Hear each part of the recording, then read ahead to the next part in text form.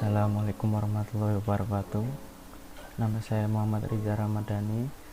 Di sini saya akan menjelaskan mengenai aplikasi sistem informasi peramalan yang sudah saya buat untuk skripsi saya.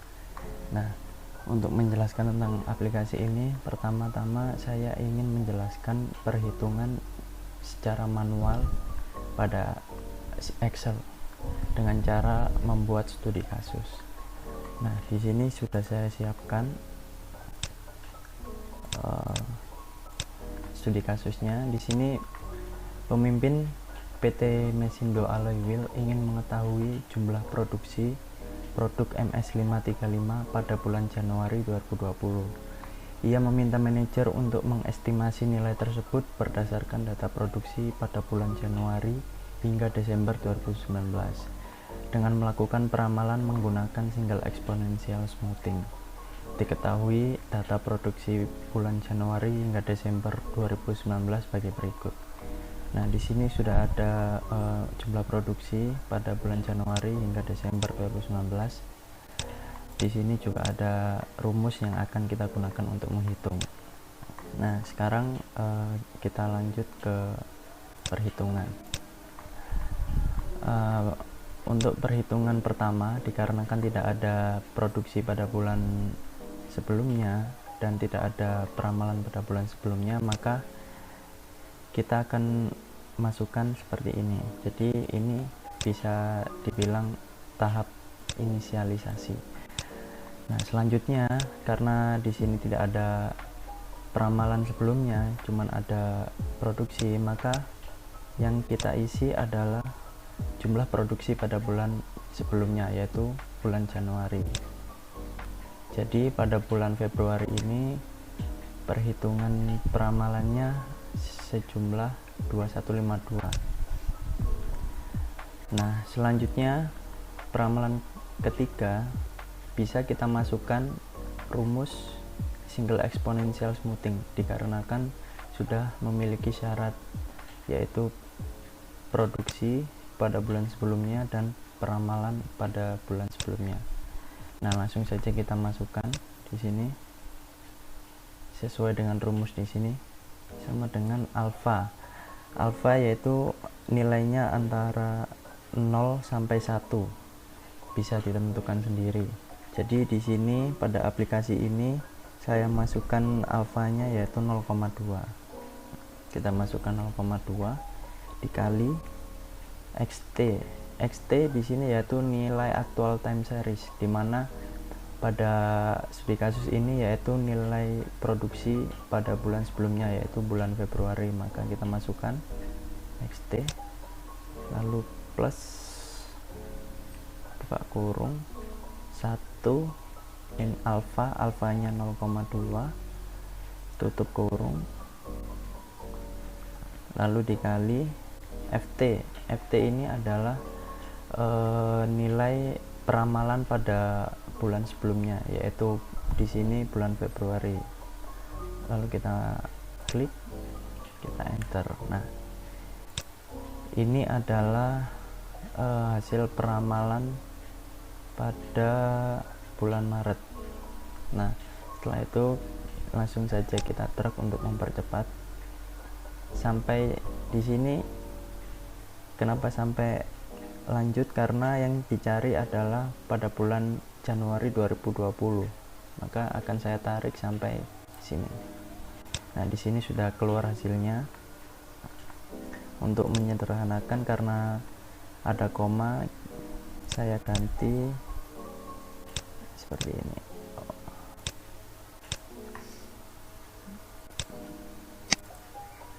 Nah, di sini sudah terjawab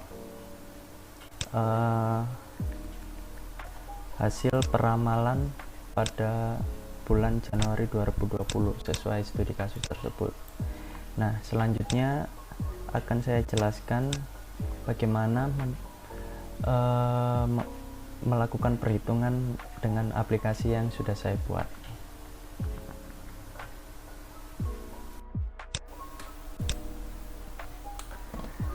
Nah, ini adalah tampilan utama dari sistem informasi peramalan produksi PT Mesindo Alloy Wheel. Nah, di sini ada beberapa button yang di disable, tidak dapat diklik, jadi harus login terlebih dahulu. Nah, untuk tipe user ada dua, yaitu pegawai dan manajer. Nah, untuk pegawai kita coba.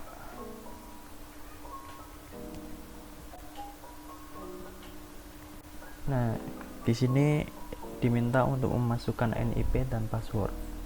Setelah itu klik login. Nah, buttonnya akan terbuka. Nah, untuk role pegawai ini hanya boleh mengakses produk, produksi, cetak laporan produksi, dan ganti password.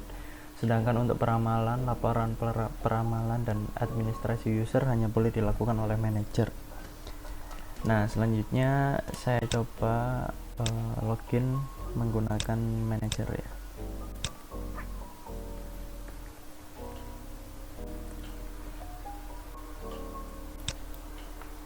Nah, setelah klik login, semua tombol akan terbuka karena manajer dapat mengakses semua bagian. Nah, di sini pertama ada administrasi user, yaitu di mana manajer membuatkan akun, membuatkan user untuk pegawai. Nah, di sini dibutuhkan NIP, nama lengkap, password, konfirmasi password, dan posisi. Nah, di sini akan saya coba untuk memasukkan.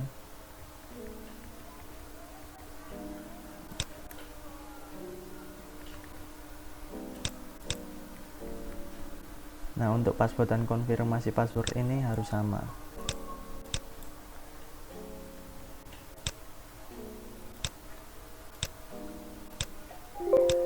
Nah, setelah itu datanya akan keluar di sini. Di sini bisa kita cari berdasarkan NIP atau nama lengkap atau posisi.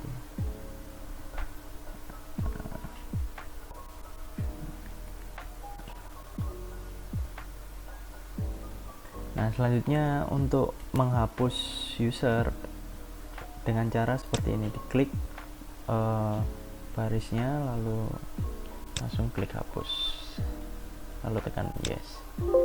Nah, setelah itu user akan terhapus. Nah, untuk setelah membuat user, di sini ada ganti password. Di sini diminta untuk memasukkan password lama, password baru, dan konfirmasi password. Nah, di sini jika password lama salah, maka tidak akan bisa mengganti. Begitupun password baru dan konfirmasi password, jika tidak sama, maka tidak akan terganti passwordnya. Untuk password di sini sudah terenkripsi, jadi di dalam database isinya tidak akan sama dengan yang dimasukkan. Jadi sudah diacak. Nah, setelah administrasi user dan ganti password, selanjutnya di sini step pertama adalah memasukkan data produk. Nah, di sini data ini adalah sebagai data master. Di sini saya sudah menyiapkan datanya yang ada dalam studi kasus, tetapi untuk mencoba saya akan membuat produk baru.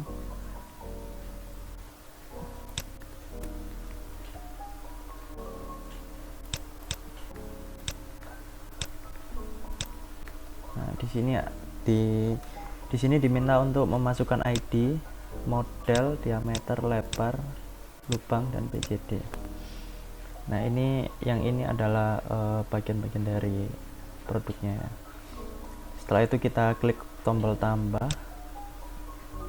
Setelah itu ya. Nah, di sini akan muncul ID-nya, model, ring X, maksudnya diameter X, lebar, hole X, PCD, dan ini adalah user yang menginput. Nah, ini adalah NIP user yang menginput. Jadi kalau yang menginputkan adalah user lain, maka di sini akan terisi NIP dari user tersebut. Begitu pula dengan mengupdate, mengubah.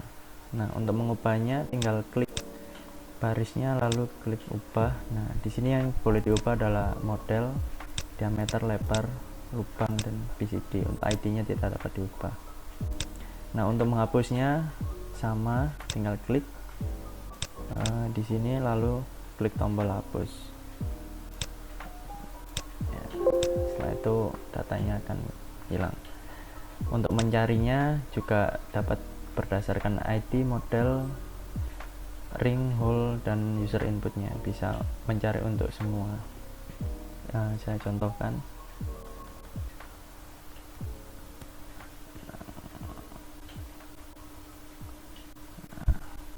Seperti itu kira-kira. Nah, ini untuk tombol untuk membersihkan text box. Nah, selanjutnya yaitu setelah menginputkan data produk, di sini sudah saya inputkan ya, MS535. Selanjutnya adalah menginputkan data produksi.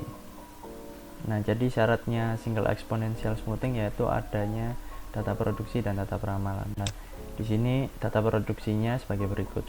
Di sini sudah saya masukkan data produk MS535 sesuai studi kasus tadi pada bulan Januari, bulan 1 sampai bulan 11. Nah, untuk bulan 12 belum saya masukkan karena untuk saya contohkan. Nah, untuk menambahkan produksi kira-kira seperti ini. Kita pilih, kita klik tombol ini, kita klik produknya, lalu klik pilih. Nah, kalau kita belum memasukkan data master produk tadi, kita tidak dapat memilih produk tersebut, tidak dapat ditampilkan di sini. Jadi memang harus memasukkan data produk terlebih dahulu. Nah, di sini kita pilih, kita masukkan pada data produksi pada bulan 12 tahun 2019. Untuk nominalnya Desember 2133. Kita akan masukkan dengan yakin ya. Nah, data sudah terbuat. Nah, ini datanya ya, 2133. Itu data lain sudah saya masukkan. Nah, di sini untuk mengubah produksi, nah hanya jumlah produksinya saja yang bisa diubah. Untuk yang lain-lain tidak bisa diubah. Setelah itu klik tombol ubah, berarti berhasil diubah. Nah, untuk menghapus juga tinggal klik tombol hapus. Nah, setelah itu klik tombolnya. Nah, di sini sudah dimasukkan data produksi pada produk 535 di bulan Januari hingga Desember 2019. Nah, setelah itu saya jelaskan dulu untuk mencetak data produksi. Nah, di sini tinggal kita pilih data mana yang akan kita cetak, lalu kita klik cetak produksi. Nah, di sini sudah ada preview datanya. Di sini ada logo perusahaan, judul laporan, lalu ini ada user yang mencetak, tanggal cetak, waktu. Nah, di sini ada ID produksi, ID produk, model, bulan, tahun, dan jumlah produksi. Lalu ini tanggal inputnya.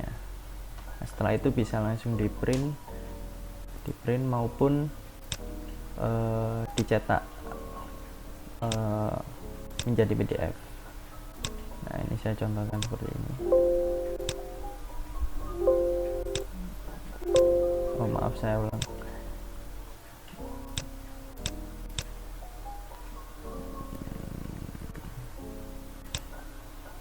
Nah, seperti itu kira-kira. Nah, selanjutnya selanjutnya adalah proses perhitungan peramalan. Nah, pertama-tama kita pilih dulu produknya, lalu klik pilih, lalu kita pilih bulan dan tahunnya. Nah, kita klik tambah sini. Karena ini proses inisialisasi, jadi di sini tertulis peramalan pertama. Nah, di sini ada data produk, ID produk, model, bulan, tahun. Di sini status peramalan adalah cek ya, proses cek apakah data itu sudah pernah dihitung. Jika ada, maka di sini tertulis sudah dihitung. Nah, ini karena belum dihitung, jadi status peramalannya bisa dihitung. Nah, ini peramalan pertama, kita klik hitung. Nah, hasilnya adalah inisialisasi. Kita klik simpan. Nah, selanjutnya adalah bulan kedua. Bulan 2 2019. Klik tambah. Nah, di sini sudah seperti yang di sini ya. Di sini sudah ada data produksi, tapi belum ada data peramalan pada bulan Februari. Jadi di sini produksi bulan Januari ada. Nah, untuk peramalannya di sini tertulis peramalan kedua. Hitung. Nah, di sini hasilnya 2152. Kita klik simpan. Nah, untuk prosesnya dilakukan seperti itu sampai dengan bulan yang dicari, sampai dengan periode yang dicari, yaitu pada Januari 2020. Nah, di sini akan saya percepat.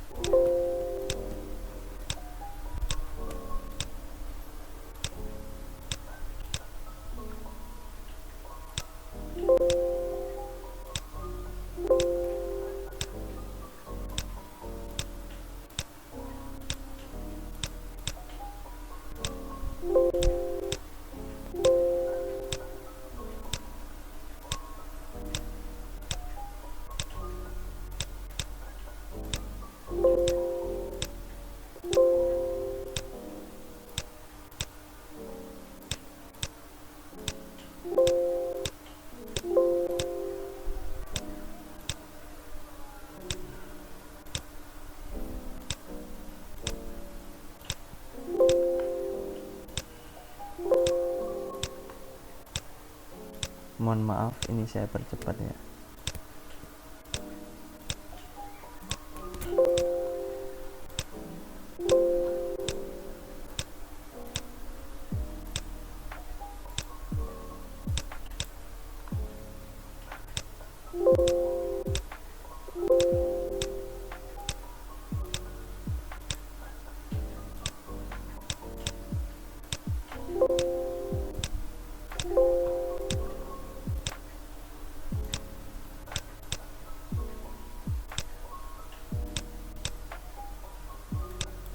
Nah, ini sudah di Desember. Nah, selanjutnya adalah Januari. Nah, tahap tadi itu hanya dilakukan ketika kita baru tahap seperti ini ya. Jadi baru memasukkan data aktualnya. Nah, untuk selanjutnya kita tidak lagi memasukkan seperti itu. Jadi untuk selanjutnya kita langsung satu kali. Nah, ini di sini akan kita masukkan bulan Januari 2020 sesuai dengan studi kasus yang dicari. Nah, kita klik tambah. Nah, di sini sudah ada data produksi pada bulan sebelumnya, Desember 2019. Begitupun data peramalan pada bulan sebelumnya, Desember 2019. Kita klik tombol hitung. Nah, di sini sudah muncul hasilnya. Lalu kita simpan. Nah, saya akan menjelaskan kolom-kolom tadi. Misalnya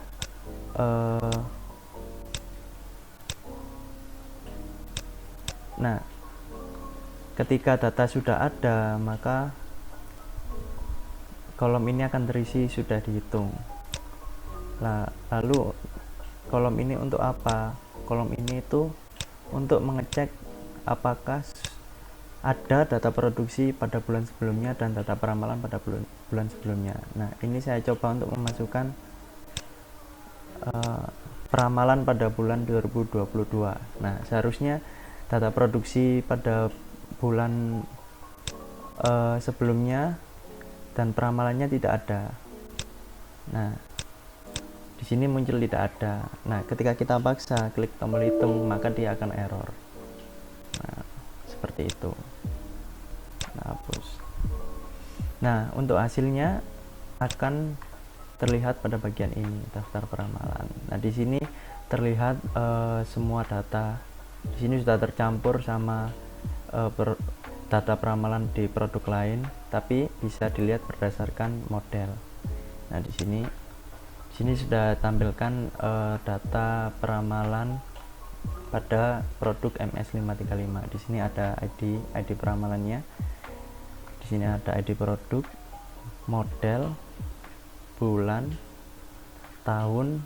Nah, ini hasil peramalannya.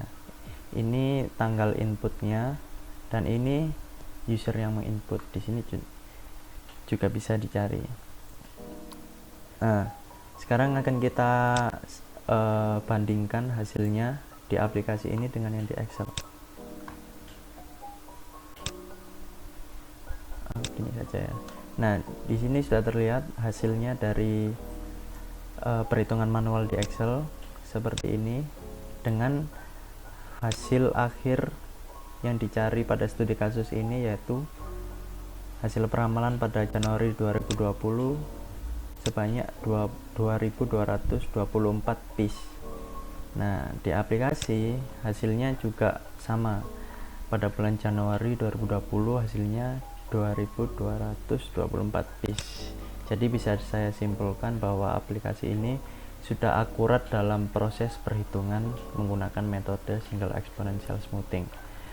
Nah, selanjutnya untuk mencetak hasil peramalan ini hampir sama dengan mencetak data produksi tadi, yaitu dengan mencetak tombol yang ingin mencetak checkbox yang ingin dicetak, misalnya semua, kita klik tombol cetak. Nah, hampir sama, cuman yang berbeda adalah nama dokumennya, yaitu laporan peramalan.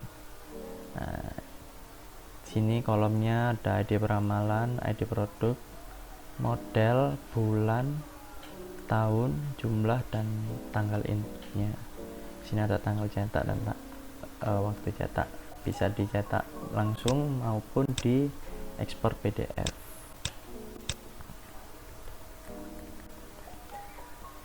Nah, ekspor komplit sudah. Datanya akan seperti ini. Nah, ini data peramalannya seperti ini.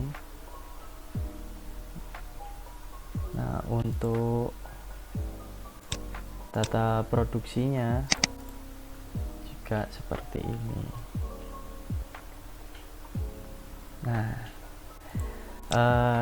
begitu saja aplikasi yang sudah saya buat.